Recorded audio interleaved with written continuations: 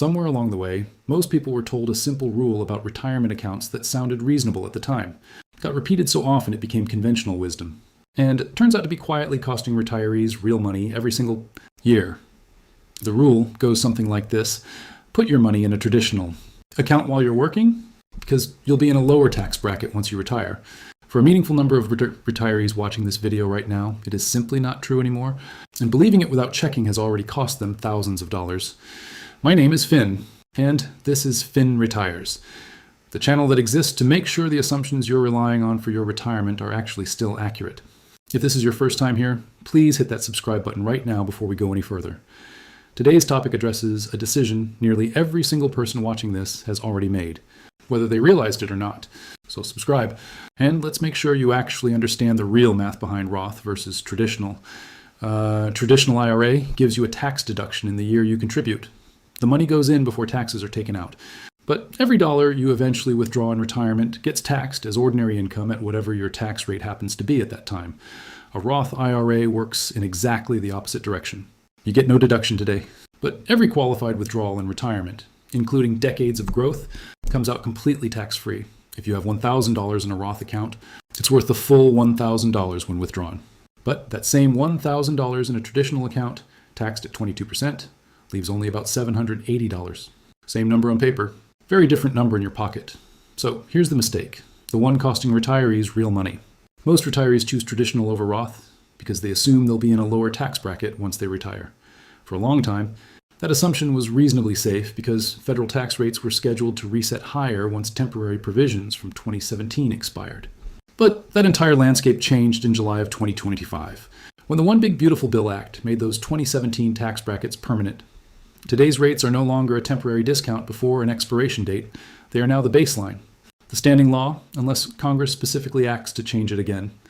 The long-term deficit pressure facing this country over the coming decades remains a completely real variable, one that could push future tax rates higher, regardless of what current law says today. Betting your entire strategy on lower future taxes is a bet, not a certainty.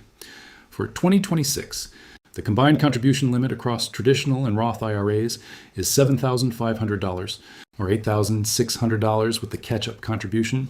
If you're 50 or older, that contribution limit is the same nominal dollar figure, whether traditional or Roth. But because Roth contributions are after tax, maxing out a Roth actually shelters more real after-tax wealth than maxing out a traditional account with that same dollar figure.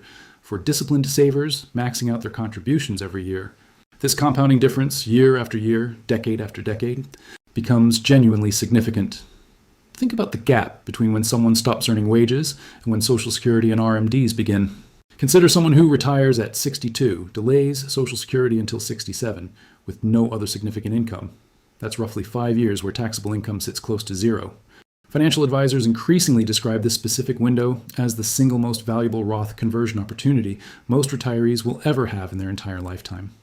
During these low-income years, converting traditional money into Roth means paying tax at an unusually low rate, because there's very little other income competing for space in the lower tax brackets that year.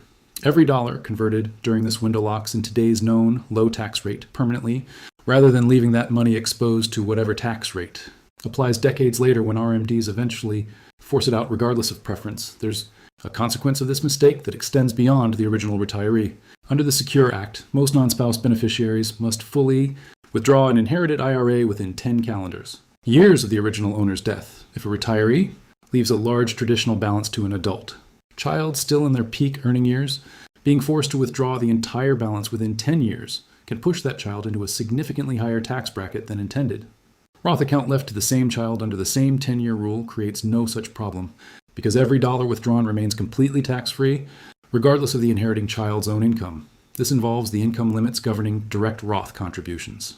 For 2026, direct Roth contributions phase out completely at $153,000 for single filers and $242,000 for joint filers, with a partial range in between. These income limits adjust upward almost every year. A retiree who assumed they were permanently locked out years ago may actually qualify today, simply because the threshold moved and their income may have shifted too, particularly around retirement. Let me walk through a realistic example. Consider a retiree named Kevin, 62, living in Texas, who retired with $1.2 million in a traditional IRA, planning to delay Social Security until 67.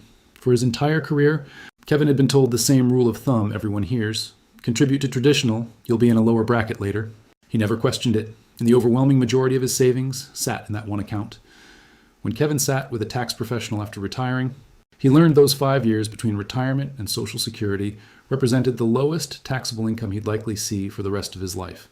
His advisor recommended converting a specific calculated amount from traditional to Roth each year during that window, intentionally filling lower tax brackets without pushing into a higher one, paying the tax from a separate taxable account. By the time Kevin reaches 73 and RMDs begin, a meaningful portion of what would have been a much larger, fully taxable balance will instead sit in a Roth account, generating no RMD requirement, and available to leave to his children completely tax-free. Here's what I want you to do.